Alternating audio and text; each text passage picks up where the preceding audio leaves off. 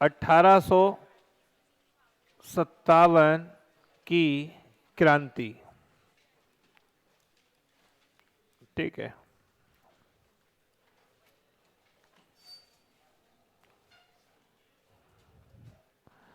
की क्रांति। कुछ लोग इसे क्रांति कहते हैं, कुछ लोग इसे विप्लव कहते हैं, कुछ लोग इसे अलग अलग, कुछ कहते हैं कि एक पहला राष्ट्रीय स्वतंत्रता संग्राम था। मतलब अलग अलग लोग अलग अलग बात करते हैं कि ये कुछ तो था। अब मेन बात है कि 1857 की क्रांति जो थी, जैसे नाम से तो कुछ आ रहा है कि हाँ लोग उठ खड़े होंगे, जग गए होंगे, गरिया रहे होंगे, किसी ना किसी को गाली दे रहे होंगे या फिर कुछ उल्टा बोल रहे होंगे, विरोध कर रहे होंगे, ऐसा तो है बिल्कुल। सामान्य तौर पर 1857 की जब क्रांति की बात आती है तो सामान्य अर्थों में ऐसा है कि भारतीय जनता का एक निश्चित वर्ग, अब वो वर्ग कौन कौन सा था, तो उसमें मुख्यतः सैनिक थे, बाकी कुछ किसान भी थे, कुछ और लोग भी थे शामिल। उन्होंने एक बड़ा विद्रोह छेड़ दिया अंग्रेजों के खिलाफ और उन्होंने ये कह दिया कि अब तक हम तुम्हारे गुलाम रहे लेकिन अब हम तुम्हारे गुलाम नहीं रहेंगे, हम तुमसे आजादी चाहते हैं। और कहीं ना कहीं वो लोग आजादी मांगने लगे। अब ऐसा क्यों हुआ, क्या था, उन सब चीजों को हम लोग एक एक करके समझते हैं।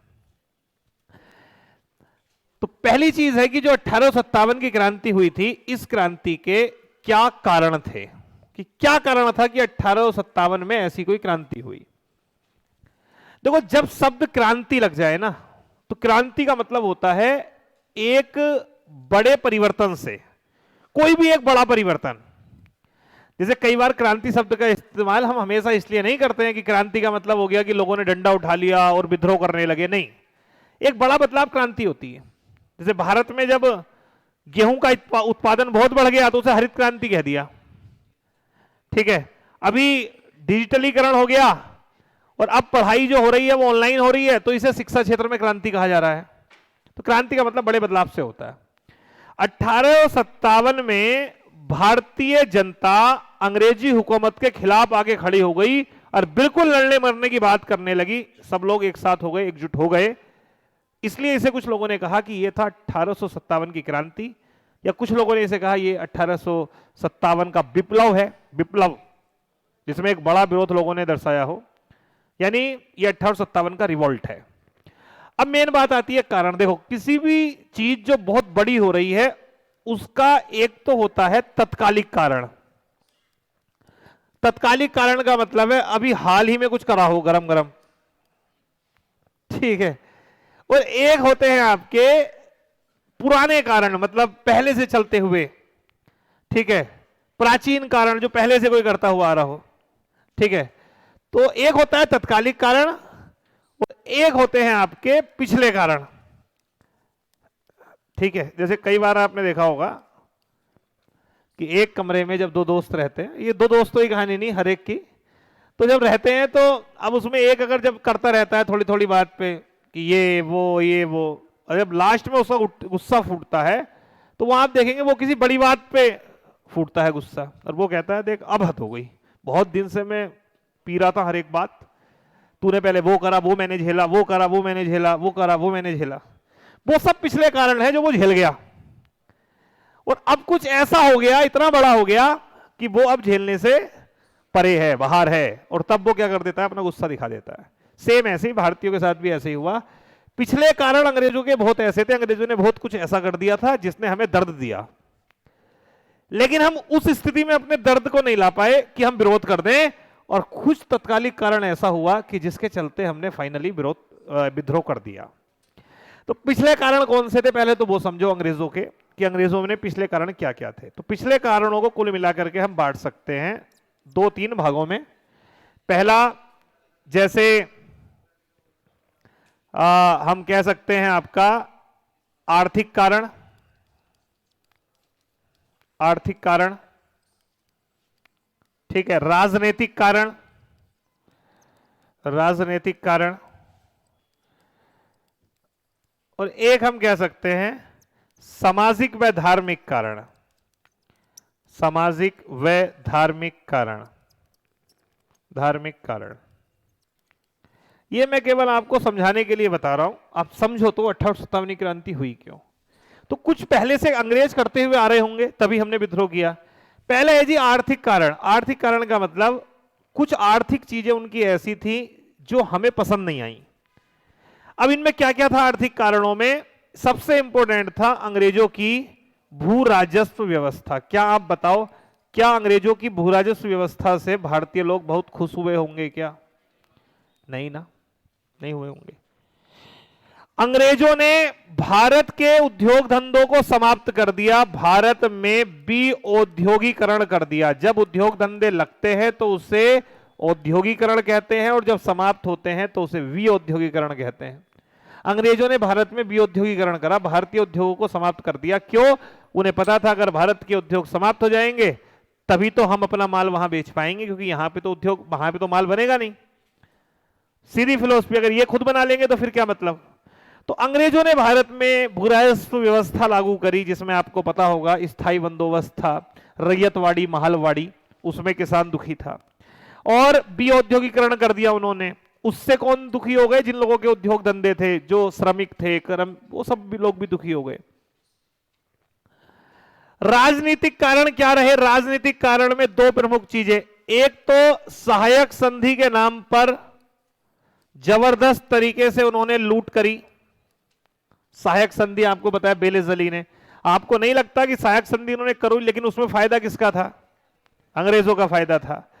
और बिल्कुल जो टाइम पर चोट मारी, जिससे बिल्कुल हमारा दिल दहल गया, वो था डलहौजी का व्यवगत का सिद्धांत। व्यवगत का सिद्धांत, व्यवगत का सिद्धांत आप जानते हैं क्या था? अब देखो, जिन्होंने पुरानी क्लास नहीं पढ़ी तो मैं उन्हें नहीं समझा पाऊंगा, क्योंकि पूरा तो लिंक है ना। आपको पता होगा कि डलहौजी का जो व्यवगत का सिद्धांत था, ये वाली सहायक संधि शुरू करी थी किसने? बेलेजली ने। और व्यवगत का सिद्धांत किसका था? और डलहौजी ने कई सारे राज्यों का विलय कर लिया था, उन्हें अपने राज्य में मिला लिए थे। बताओ सबसे पहले किसको मिलाया था? सतारा, जैतपुर, संबलपुर, बघाट, उदयपुर, झांसी, नागपुर, करौली, और सबसे गंदे तरीके से जो मिलाया, अवध। कब मिलाया? 1856 में मिलाया। और वो भी किस आधार पे? कुशासन के। तो आप 1848 से विलय करते हुए आ रहे हो, और 56 में आपने नहीं करना था विलय आपको अवध का, क्योंकि वहां कोई उत्तराधिकार के नियम का उल्लंघन नहीं हुआ था। तब भी आपने उसका विलय कर लिया कुशासन के आधार पर। तो लोगों में गुस्सा बढ़ा। सामाजिक धार्मिक कारण क्या थे? इसमें कुछ कारण इंपॉर्टेंट थे, जैसे उन्होंने कई प्रथा पर रोक लगा दी। प्रथाओं पर रोक लगा दी, प्रथाओं पर रोक लगाई। मैं आपको बताऊंगा, अंग्रेजों ने कई सारी प्रथाओं पर रोक लगाई। जैसे सती प्रथा पर रोक लगाई, जैसे नरबलि प्रथा पर रोक लगाई, जैसे दास प्रथा पे रोक लगाई। कई सारी प्रथाओं पे उन्होंने क्या लगा दी? रोक। अब आप कहोगे सर ये तो बढ़िया बात है, उन्होंने प्रथाओं पे रोक लगाई, जैसे सती प्रथा है तो अच्छी बात है, सती प्रथा पे रोक लगाई। देखो मैं आपको एक चीज बताता हूं, प्रथा शब्द को आप समझो पहले। प्रथा शब्द भारतीय समाज में बड़ा सकारात्मक शब्द है, ये नकारात्मक नहीं है। आपने सुना होगा कई घरों में जाएंगे, जी ये हमारे घर की प्रथा है, ये प्रथा है, ये प्रथा है। प्रथा मतलब वो सब नियम कानून, तीज त्योहार जो आपको पूर्वजों से मिले हैं, उन्हें आप कहते हैं प्रथा। अब चूंकि ये पूर्वजों से मिले हैं तो इनका सम्मान उतना ही होगा जितना पूर्वजों का होगा। तो जितनी भी परंपराएं, प्रथाएं चल रही थी वो भले ही खराब थी, लेकिन थी तो देन पूर्वजों की, तो सम्मान तो उनके लिए पूरा था। अब उनको अगर अंग्रेज समाप्त कर देंगे तो सिंपल सी बात है, हमें ऐसा लगेगा कि यार इन्होंने हमारे धर्म में हस्तक्षेप कर दिया और ये हमारे धर्म के खिलाफ है। तो भारतीय लोगों के साथ कुछ ऐसा भी था, वो ये मान रहे थे कि ईसाई धर्म, हमारे धर्म को ये लोग भंग करना चाहते हैं। अभी मैं आपको एक एग्जांपल देता हूं सीधा सा, ये सब दिल से जानते हैं, महिलाएं भी जानती होंगी कि जो 3 तलाक का कॉन्सेप्ट था, सामान्य तौर पे ये जो प्रथा थी ये सही नहीं थी कि भाई पुरुष जो है 3 तलाक, 3 बार तलाक बोल करके और तलाक दे दे, और ऐसा लड़की ना दे पाए। तो थोड़ा सा आप समझिए ना, आप लड़की को तो ऐसा अधिकार नहीं दे रहे हो। मेन अधिकार किसको दे रहे हो? लड़के को, कि भाई इतने उससे शादी हुई या 3 बार बोला। तो ये आपको कहीं ना कहीं थोड़ा गलत लग सकता है यार, कोई भी किसी का हुआ, थोड़ा सिर घूम गया, बोल देगा वो। तो अब इसको क्या कर दिया, 3 तलाक की प्रथा को समाप्त कर दिया। तो मुस्लिम लोगों ने विरोध किया कि नहीं करा? करा, क्योंकि ये एक प्रथा थी, वो इसे अपने धर्म से रिलेटेड मानते थे। हो सकता है अब से 100 साल बाद के जो कम्युनिटी, मुस्लिम कम्युनिटी के लोग होंगे, वो ये कहेंगे अच्छा ऐसी प्रथा होती थी, उसे समाप्त किया। बोले बहुत अच्छा हुआ, ये तो इसमें महिलाओं का बड़ा शोषण रुक गया, महिलाओं के अधिकार बड़े प्रबल हो गए। लेकिन आज विरोध देखने के लिए मिल गया। आप समझो इस चीज को, सेम वैसी था। जितनी प्रथाएं उन्होंने रोकी, वो भले ही उन्होंने अच्छे के लिए रोकी, लेकिन हम लोग तो उन्हें ऐसे ही मान रहे थे कि यार ये तो मामला गलत है। और भी बहुत सारी चीजें उन्होंने ऐसी करी, जैसे हमारी जो आस्थाएं थी उनके साथ उन्होंने खिलवाड़ करा। जैसे हिंदू लोगों के साथ क्या होता था, उनकी एक आस्था थी समुद्र पे, वो जल देवता मानते थे। तो वो ये कहते थे देखो जी हम तुम्हारी सेना में तो रह लेंगे सैनिक बन के, लेकिन हमें आप कहीं समुद्र पार मत भेजना लड़ने के लिए। तो ये क्या करते थे, जानबूझ के कि चलो इन सैनिकों को लो जो नहीं करते पार, इन्हें करवाओ, तो जानबूझ के उन्हें भेजते थे। कुछ तिलक वगैरह लगाते थे सैनिक, सिंपल सी बात थी, प्रथा थी, तिलक लगाते थे, ये करते थे। तिलक और टोपी पे भी रोक लगा दी, नहीं लगा सकते। तो कुछ ऐसे काम भी ये लोग कर रहे थे जिसके कारण से सामान्यतः कुछ लोगों के अंदर गुस्सा भरा हुआ था। किन किन के अंदर गुस्सा भरा हुआ था? पहला, किसानों के अंदर, दूसरा श्रमिकों के अंदर, तीसरा जो राज्य थे उनके राजाओं के अंदर। और वो राजा जो कि अब राजा रहे नहीं थे, क्योंकि उनके राज्य तो छीन लिए ना। अब नाना साहब से ले लिया मराठा, और नाना साहब बैठे कहां? कानपुर में।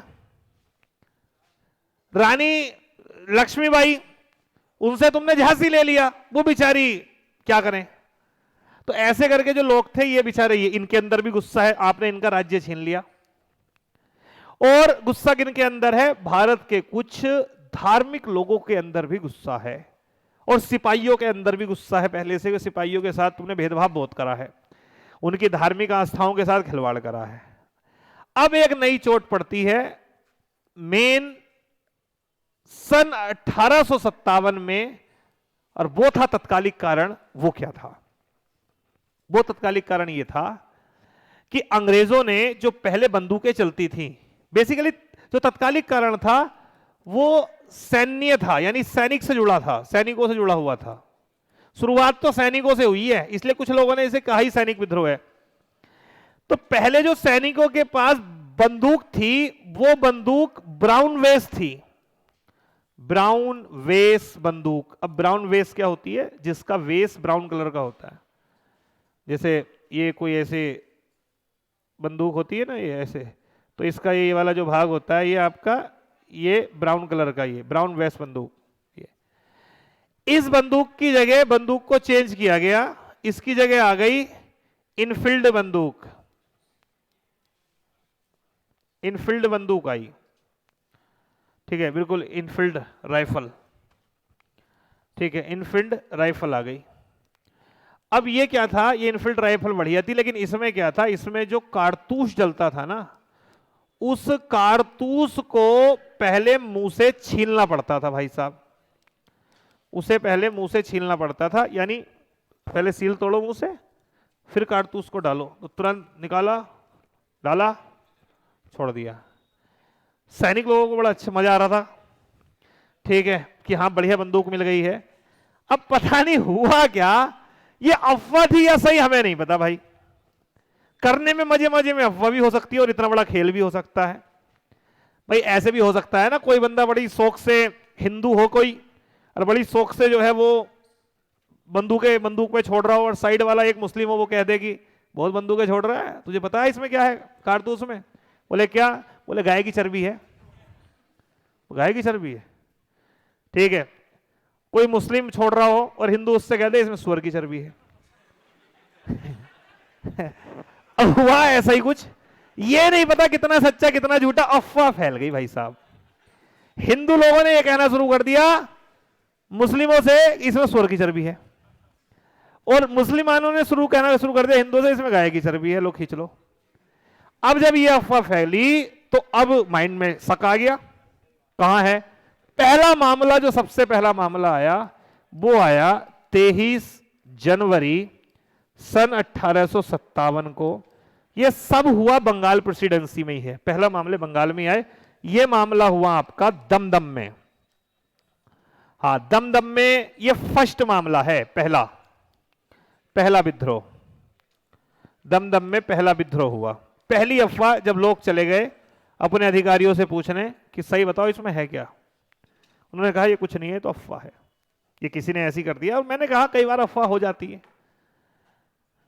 अब ये अफवाह यहां हुई तो एकाएक करके देखो, अफवाह तो कितनी बड़ी फैल जाती है। आपने कई अफवाहें देखी होंगी, उनका आधार रियल में कुछ भी नहीं है, लेकिन वो ऐसे ही अफवाह बहुत बड़ी हो जाती है।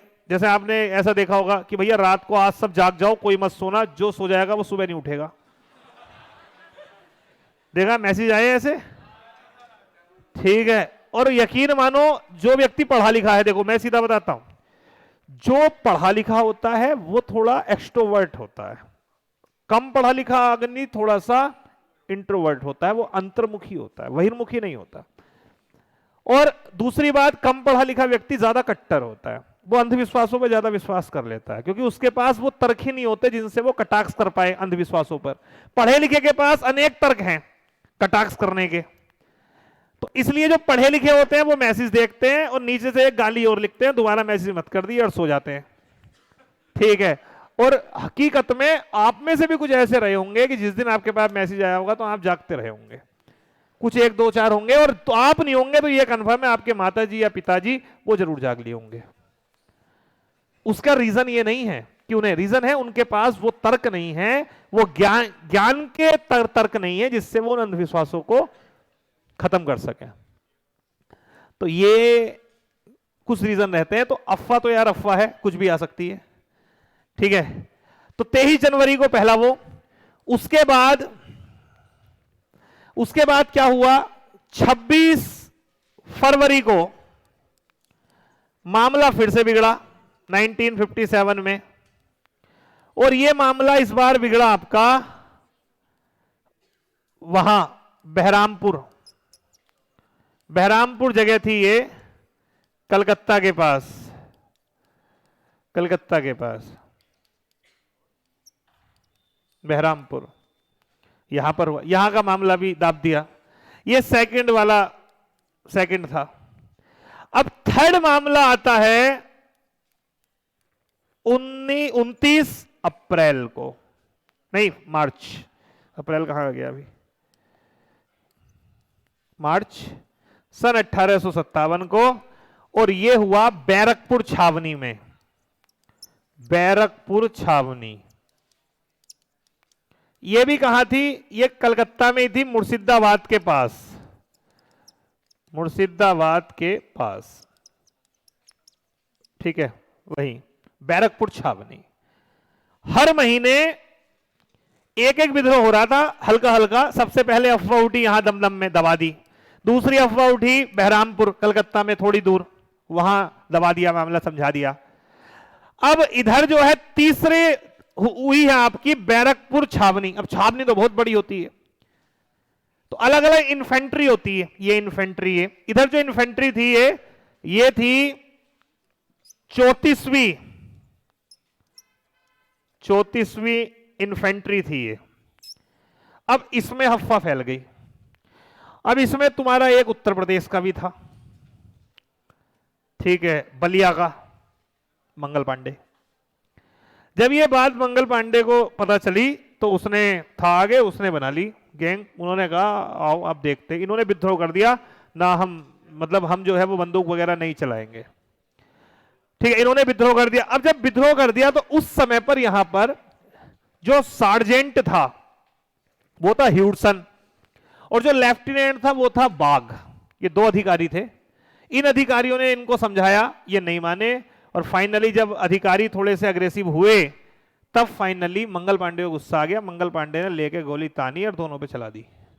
पहली घटना कि एक अफवाह ने एक खूंखार मोड़ ले लिया, जहां पर एक सैनिक ने, जो 34वीं इन्फेंट्री का था मंगल पांडे, उसने गोली चला दी अपने दो सीनियर अधिकारियों पे, जिसमें एक का नाम था आपका सार्जेंट ह्यूडसन और दूसरा था आपका लेफ्टिनेंट वाघ, ठीक है। तो मैं क्या बता रहा हूं आपका, ठीक है। ये क्या हुआ, मंगल पांडे ने ने गोली चला दी। किन लोगों पे चलाई? दो अधिकारी थे, सार्जेंट ह्यूडसन और लेफ्टिनेंट वाघ। ठीक, ये लेफ्टिनेंट वाघ। ठीक है, ये काम कर दिया, इसने गोली चला दी। अच्छा, मंगल पांडे से क्वेश्चन आ सकते हैं बेसिकली। मंगल पांडे थे कहां के? बलिया, यूपी के थे।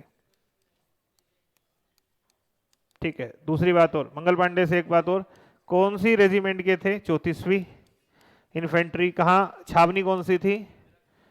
बैरकपुर छावनी, बैरकपुर छावनी।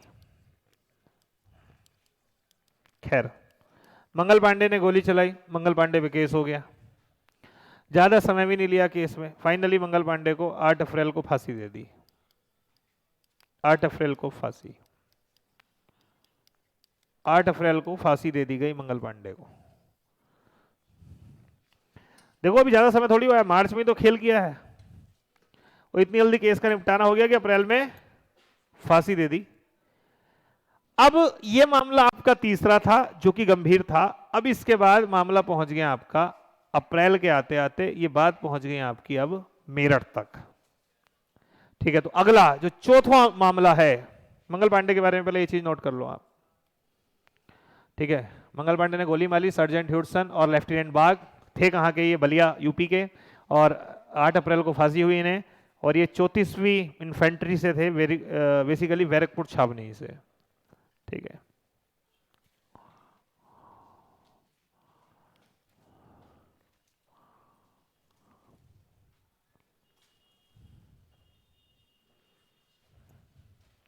अब हुआ क्या कि अब मामला आ जाता है मेरठ। मेरठ में टुकड़ी थी घुड़सवारों की, तो अब इन घुड़सवारों को और पता चल गया कि भैया इनकी राइफल में भी ऐसे ऐसे, यहां भी अफवाह फैल गई, तो इन्होंने भी जो है मना कर दिया, बोले हम नहीं रहेंगे और हम इसका यूज नहीं करेंगे। तो जिन लोगों ने मना किया था उनमें से 85 घुड़सवारों को लंबी लंबी सजा दे दी इन्होंने, अंग्रेजों ने। अब देखिए, इधर से हम मना कर रहे हैं, उधर से वो सजा दे रहे हैं, और हम गोली चला रहे हैं तो फांसी दे रहे हैं। जब इतनी घटनाएं हो गई तब एक बड़ी घटना हुई, और वो घटना हुई आपकी 10 मई 10 मई 1857। इस दिन मेरठ से सैनिक टुकड़ी विद्रोह के साथ दिल्ली के लिए निकली। दिल्ली के लिए निकली।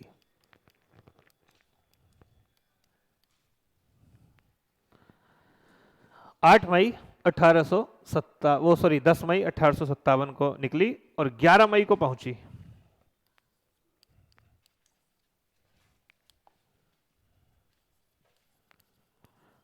अब मेन बात आती है, ये कहां से निकली? मेरठ से। मेन जो शुरुआत हुई आंदोलन की वो तो मेरठ से हुई है। बंगाल में तो विद्रोह हुए छोटे छोटे, मेन जो गेम शुरू हुआ है 57 की क्रांति, वो मेरठ से शुरू हुई है। बात समझ रहे हैं? मेरठ और दिल्ली की ज्यादा डिस्टेंस है भी नहीं, सामान्य तौर पे कवर किया जा सकता है, पास ही हैं दोनों। अब यहां से, अच्छा यहां मेरठ से क्या हुई आपको बताया कि मेरठ में एक बड़ा काम हुआ है, लगभग 85 घुड़सवारों को क्या किया गया है? लंबी लंबी सजा दी है, और तभी आपस में प्लानिंग बनाई। तभी अब बात आती है दिल्ली के लिए क्यों निकले ये, क्योंकि ये जानते थे कि अंग्रेजों ने जो सत्ता पे आए हैं ये सब इन्होंने मुगलों से लिया है, और अभी तक एक मुगल उत्तराधिकारी जिंदा है जो अपने घर में रह रहा है, जो शाहजहां ने बनवाया था, जिसका नाम था लाल किला। लाल किला बेसिकली घर था इनका, मुगलों का। तो लाल किले में अभी भी एक मुगल शासक रह रहा था जिसका नाम था बहादुर शाह जफर, जिसे बहादुर शाह द्वितीय कहते हैं। तो इनको सैनिकों ने प्लान बनाया कि हम लोग दिल्ली जाएंगे और अपने बलबूते पर लाल किले में बैठा हुआ जो मुगल शासक है बहादुर शाह जफर, उसको मुगल सम्राट बनाएंगे और उसको भारत का सम्राट बनाएंगे हम, और अंग्रेजों से हम मुक्ति लेंगे। तो यहां से मेरठ से लोग निकले, लोग निकलने के बाद मेरठ से पहुंचे दिल्ली। जब मेरठ से निकले तो जगह जगह से भी लोग निकल गए, और जिनको थोड़ा बहुत पता चला, अब ये तो था नहीं व्हाट्सएप पे डाल दिया या टेलीग्राम पे डाल दिया आ जाओ उस समय तो ऐसा नहीं, बड़ा एक्टिव होकर काम हुआ होगा। तो बरेली से थे वक्त खान, यानी खान बहादुर खान, खान बहादुर खान जिन्हें वक्त खान कहते हैं, ये बरेली से निकल गए विद्रोहियों को लेकर के कि चलो दिल्ली। अब दिल्ली आ गए, बरेली से ये आ गए आपके वक्त खान, और इन्होंने लाल किले के बाहर आवाज लगाई कि निकलो भाई, सम्राट को आवाज लगाई गई। अब बूढ़ा सा व्यक्ति आया, बहादुर शाह जफर, क्या हो गया? अरे ठीक है, क्या चाह रहे हो? बोले अब तुम हमारे वो संभालो पूरा। अब बेचारा वो क्या बताए, वो तो बहुत कमजोर हो चुका है इस समय तक, तो ये तो टाइम पीरियड आप देखो, इस समय तक तो बहुत कमजोर हो गया। इससे 100 साल पहले 1764 में बक्सर की संधि करी है अंग्रेजों ने, सोचो, जिसमें शाह आलम द्वितीय से शाह आलम द्वितीय को पराजित किया था अंग्रेजों ने, याद हो आपको, और बंगाल बिहार उड़ीसा की दीवानी ले ली थी, याद है? तो उसने कहा भाई क्या मामला है? तो सब सैनिकों ने कहा कि हम चाहते हैं कि आप हमारा नेतृत्व करें। तो उसने कहा देखो तुम्हें लग रहा हूं मैं नेतृत्व कर लूंगा बहुत बूढ़ा हूं भाई, हाँ मेरे नाम पर खेलो तुम। तो इसकी साइड से, मतलब ये जो बहादुर खां जफर थे, बहादुर शाह जफर, इनके साइड से जो नेतृत्व किया वो नेतृत्व किया वक्त खान ने। वक्त खान ने कहा मैं करूंगा, वो नहीं कर सकते तो मैं करूंगा। और फिर ये सैनिक यहां इन्होंने जो है वो फिर तांडव मचाया, जो जो अंग्रेजी अधिकारी थे, सैनिक थे, उनकी इन्होंने तुड़ाई शुरू करी। लेकिन उधर से वो आ गए, जितने भी अंग्रेज अधिकारी थे सब अपनी अपनी सेना को, कोई इधर से आ रहा है, कोई इधर से आ रहा है, कोई इधर से आ रहा है। और फाइनली हुआ ये कि जो विद्रोह शुरू हुआ था, बहुत जल्दी इस विद्रोह को दबा दिया गया, और सब सैनिकों को, कुछ सैनिक या तो छोड़ छाड़ के घर चले गए, कुछ मर गए, कुछ को पकड़ लिया गया। ज्यादातर इसमें मरे थे। इतना खतरनाक सीन हुआ था दिल्ली का उस समय। नाम सुना आपने मिर्जा गालिब का? ये वहीं थे। तो मिर्जा गालिब के सामने हुई थी 1857 की क्रांति। तो मिर्जा गालिब ने यह कहा था इस क्रांति को देख करके कि मेरे सामने रक्त का सागर है, कि पता नहीं खुदा ने क्या सोचा है, और मुझे अभी क्या क्या देखना बदा है। मतलब ये उन्होंने खुद लिखा मिर्जा गालिब ने। तो मिर्जा गालिब के समय ये हुआ था, इतना बुरा आलम था जो उस समय हुआ, बुरी हालत हुई। अब सबसे पहला विद्रोह कहां हो गया आपका? दिल्ली में। अब दिल्ली की खबर अभी तो ये हुआ, अब ये दूर दूर जाएगी, ये मैटर शांत हो गया। लेकिन ये विद्रोह की खबर पहुंच गई आपकी कानपुर, लखनऊ। सबसे पहले पहुंची लखनऊ। 4 जून, देखो मई चल रहा था, मई में यहां पे मामला निपटा, और 4 जून को विद्रोह हो गया आपका लखनऊ में। मैं इधर एक लिस्ट बना देता हूं, वो शायद आपको ध्यान रहे। तो यहां दिल्ली से विद्रोह की शुरुआत हो गई। मैं यहां लिख देता हूं विद्रोह की दिल्ली से शुरुआत।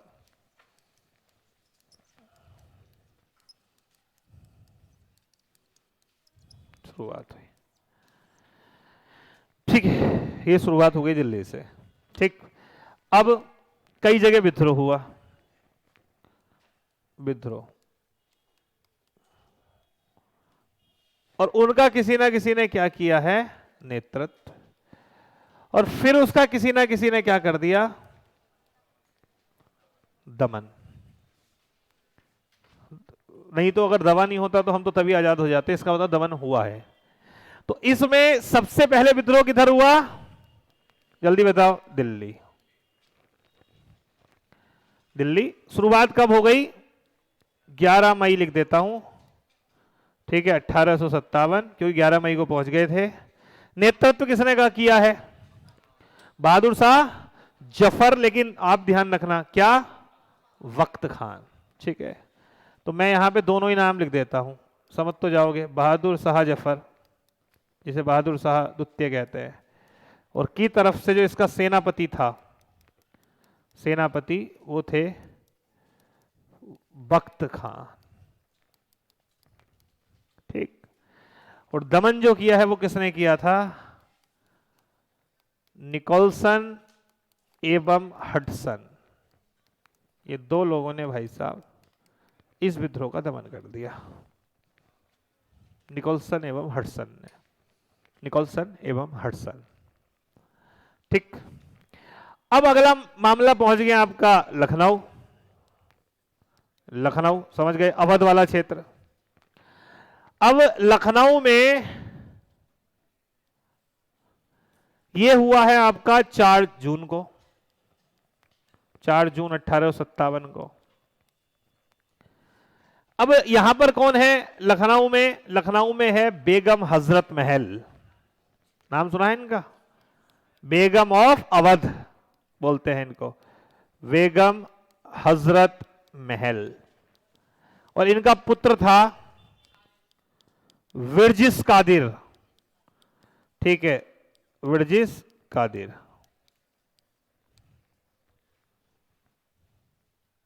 ये विरजिस कादिर,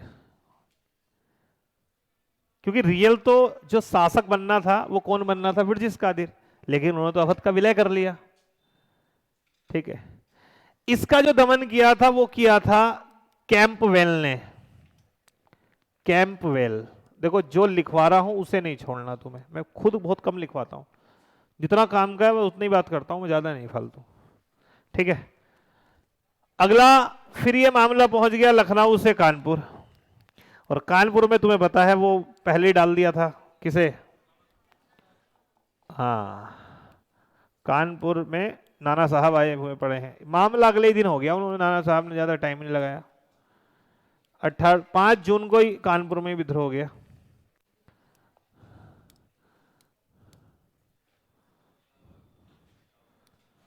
कुछ तो हुआ है। कानपुर में नेतृत्व किस कौन करेंगे? आपको याद होगा, नाना साहब। ये नाना साहब वो नहीं है, कभी आप वो वाले समझो बालाजी बाजीराव वाले, वो नहीं है। ये नाना साहब हैं जो बाजीराव दुत्ते के बाद में आए हैं। बाजीराव दुत्ते को भेजते थे ना वहां पे, हाँ, तो ये वो नाना साहब हैं। हाँ, इनके कमांडर इन चीफ पूछ सकता है कौन थे? इनके commander in chief, commander in chief थे इनके तात्या टोपे। तात्या टोपे नाम सुना है? फिर यहां से पहुंच गए थे झांसी, यहीं से झांसी तो गए थे हेल्प करने के लिए, फिर उन्होंने उनकी हेल्प करी थी। इसका भी जो किया है दमन, वो किया है कैंपवेल ने। देखो इन 3 की मैंने तुम्हें डेट लिखवाई है, बाकी की डेट मत करना याद। रीजन 3 की लिखवाई है, आपको 3 का क्रम पता। आपसे क्वेश्चन सीधा डेट नहीं पूछेगा, वो आपको 4 क्षेत्र देगा, उनका क्रम लगवाएगा। और 4 क्षेत्र कौन से देगा आपको? दिल्ली देगा, कानपुर देगा, लखनऊ देगा, उसके बाद कुछ एक देते, उसे लास्ट में फेंक देना। बस ये इनका ध्यान रखना। यह क्वेश्चन ये पूछा दिल्ली के बाद 1857 की क्रांति ने कहां तेजी पकड़ी, तो वो कहां पकड़ी? आपकी लखनऊ। अगला जो मेन केंद्र था वो था झांसी। झांसी, झांसी में नेतृत्व किसने किया? क्या तो झांसी की रानी ने, लक्ष्मीबाई ने। लक्ष्मीबाई, ठीक है, लक्ष्मीबाई। इसका जो दमन किया था वो किया था हीरोज ने। Heroes, heroes, Lakshmibai.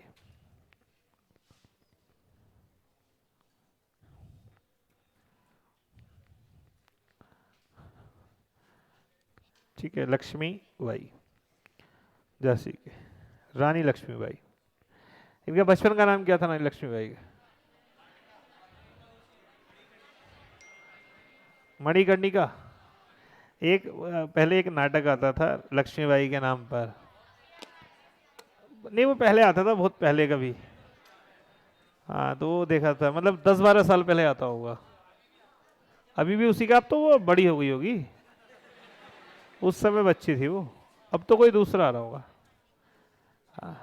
झांसी, ठीक है, हो गया याद? ये क्लियर है? हो गया भाई?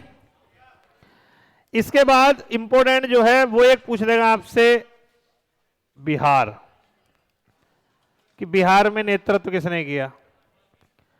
किया है कुंवर सिंह। दमन नहीं पूछेगा, फिर भी याद रखना चाहते हो तो टेलर है, ठीक है, विलियम टेलर थे, लेकिन याद करने की जरूरत नहीं है, वहां पे नहीं पूछेगा आपसे, ठीक है। कुंवर सिंह, बिहार में जो किया है वो किसने किया है? कुंवर सिंह, ठीक है। एक पूछ सकता है आपसे फैजाबाद, अहमदुल्ला, अहमदुल्ला, ठीक है, अहमदुल्ला। अजीमुल्ला नहीं, अजीमुल्ला ने कहां से किया? फतेहपुर से। अगला अगर आपसे कहे फतेहपुर तो अजीमुल्ला,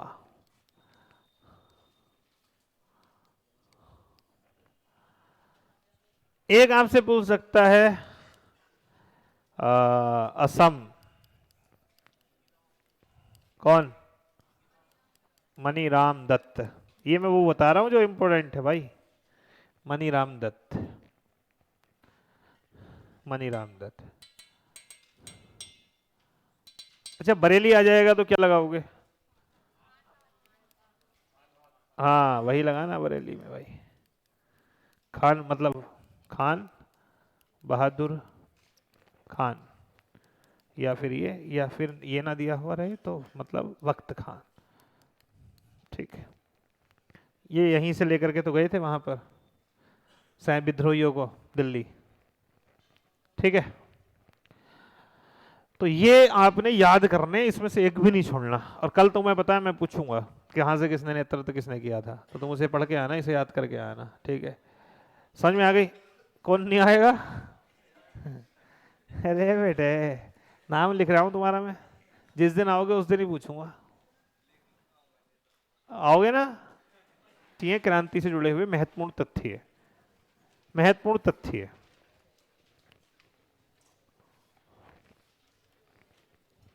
देखो लिख लिया क्या? लो हो गया? अबे लिख लो, पड़ोसी देख के लिख लो, ठीक है। महत्वपूर्ण तथ्य जो हैं वो इस क्रांति से जुड़े हुए आपको पता होने चाहिए। पहला, इस क्रांति का प्रतीक चिन्ह क्या था? ये पूछ लेता है कई बार। मतलब एक होता है ना, कुछ भी शुरू करते हैं तो हाँ, तो एक चिन्ह होता है, तो इसका जो प्रतीक था वो था कमल व रोटी, कमल व रोटी। दूसरा, ये घटना जिस समय हुई है, क्रांति के समय वायसराय कौन था? हाँ, के समय वायसराय, वायसराय इंपोर्टेंट है, कौन था इस समय? था कैनिंग, कैनिंग, ठीक। एक पूछेगा कि क्रांति के समय ब्रिटिश पीएम कौन था? ब्रिटिश पीएम ये थे पामिस्टन, पामिस्टन, पामिस्टन, पामिस्टन, ये कौन थे आपके ब्रिटिश पीएम?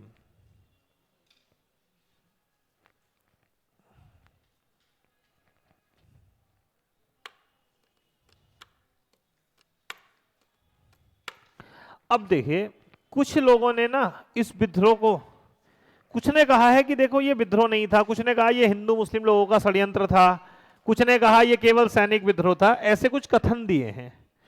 तो वो भी इंपॉर्टेंट है, वो एग्जाम में आ सकता है कि 1857 की क्रांति को किसने क्या कहा है, ठीक है। तो इसी के नीचे मैं लिख दे रहा हूं 1857 की क्रांति को कहा है, ठीक है, कहा है। अब यहां से आ जाते हैं। पहला, एक ये पूछेगा आपसे कि इसे सैनिक विद्रोह कहा, सैनिक विद्रोह है कि ये एक सैनिक विद्रोह था। तो इसे ऐसा कहने, देखो सैनिक विद्रोह तो कौन कहेंगे आपको बताया, अंग्रेजों की साइड से कहा जाएगा कि भैया ये पूरे भारत ने विद्रोह थोड़ी किया, ये तो खाली सैनिकों ने करा था। तो इसमें जो दो बड़े नाम थे, एक था लॉरेंस व सीले, लॉरेंस व सीले ने कहा है। ठीक। एक कहा कि ये कोई विद्रोह नहीं था, बल्कि ये था हिंदू मुस्लिम षड्यंत्र, कि ये हिंदू मुस्लिम षड्यंत्र था अंग्रेजों के खिलाफ। हिंदू मुस्लिम षड्यंत्र, किसी ने अफवाह फैलाई अंग्रेजों के खिलाफ और ये अफवाह इस तरीके से काम हो गई और इससे विद्रोह हुआ। तो हिंदू मुस्लिम षड्यंत्र ये कहा है किसने? आउट्रम व टेलर ने। आउट्रम व टेलर, आउट्रम व टेलर ने कहा है ये। ठीक। ये अभी किसी एग्जाम में पूछा भी था, कोई अभी हुआ था पीछे उस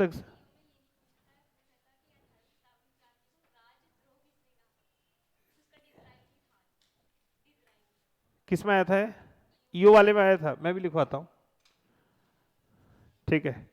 ये जो जो इन्होंने कहा था ना, डिजाइली ने ये कहा था इन्होंने कि ये जितने भी वो थे ना, जो विलयकरण हुआ था, यानी ये जो विद्रोह हुआ था ये राजपक्ष से था।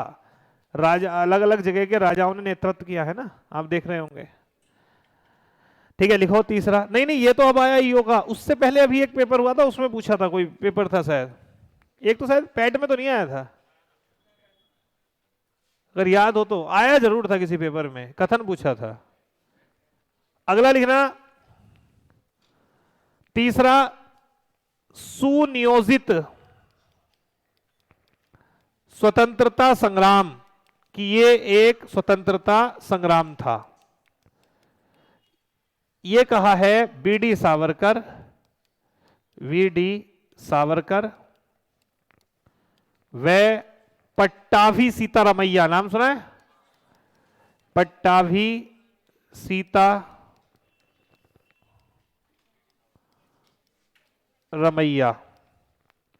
तो दो लोगों ने कहा है कि यह सुनियोजित स्वतंत्रता संग्राम था। बोले ये तो कह रहे हैं कि ये एक तरीके से एक सुनियोजित स्वतंत्रता संग्राम था। ये एक और लास्ट जो मतलब इंपॉर्टेंट है वो है कि तथाकथित स्वतंत्रता संग्राम ना राष्ट्रीय ना पहला। ठीक है, तो ये पूछ लेता है ये किसने कहा था।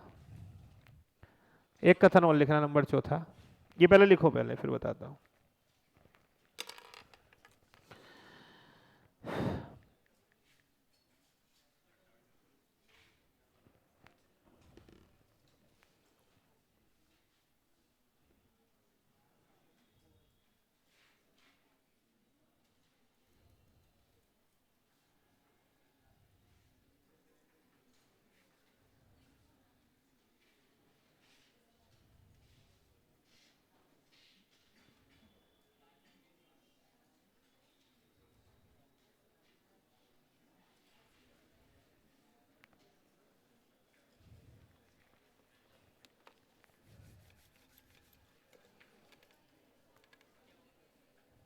हो गया लिखना, एक और कथन लिखना।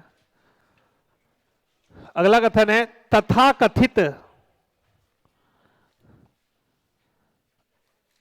तथाकथित स्वतंत्रता संग्राम, तथाकथित स्वतंत्रता संग्राम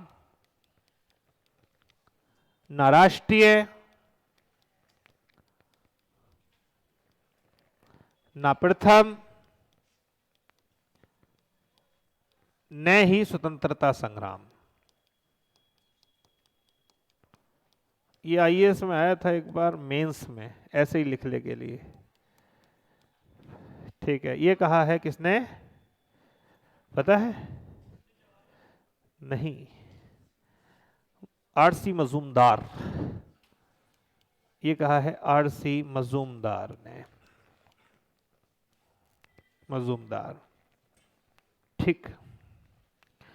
एक अगला, राष्ट्रीय क्रांति किसने कहा? Karl Marx.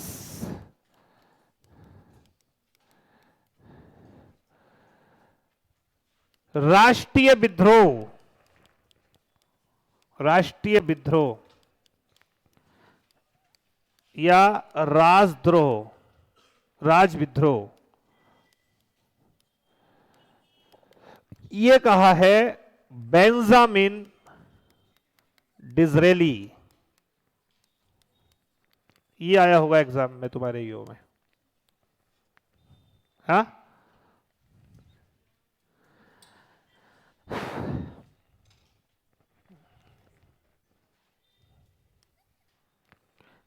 राष्ट्रीय विद्रोह, अब इसमें किसी का भी मतलब समझना चाहते हो तो मेरे से पूछ लो इसका क्या मतलब है किसी भी कथन का। ये मैंने इसलिए करवाया कि कथन आजकल पूछे जाते हैं कि 1857 क्रांति के बारे में ये किसने कहा था। ये वाला नहीं आया, पहला वाला देखो। इसे कुछ लोग क्या कह रहे हैं, स्वतंत्रता संग्राम कह रहे हैं। कौन कह रहे हैं? बीडी सावरकर ने कहा पट्टाभी सीता में। स्वतंत्रता संग्राम क्या होता है? एक आजादी के लिए लड़ाई की लड़ाई। तो आरसी मजूमदार ने कहा पहले तो यह ध्यान रखो जिससे आप तथाकथित स्वतंत्रता संग्राम कह रहे हो वो ना तो राष्ट्रीय था, जैसे कहा ना बीडी सावरकर ने कि एक सुनियोजित राष्ट्रीय स्वतंत्रता संग्राम था, बोले ना तो ये राष्ट्रीय था।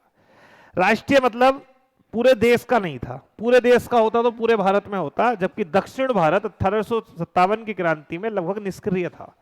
दक्षिण भारत में क्रांति नहीं हुई थी, इसलिए राष्ट्रीय नहीं था। ना प्रथम था।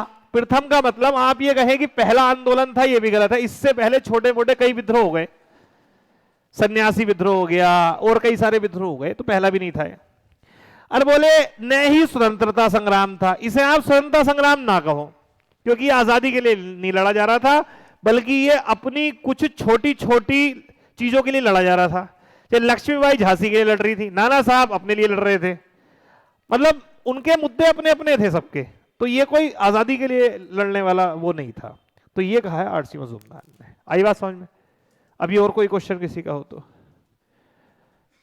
चैप्टर फिनिश हो गया है क्या? हाँ, 1857 की क्रांति कंप्लीट हो गई है, उतना ही आता। कल क्वेश्चन लगवाऊंगा तब आपको समझ में आएगा।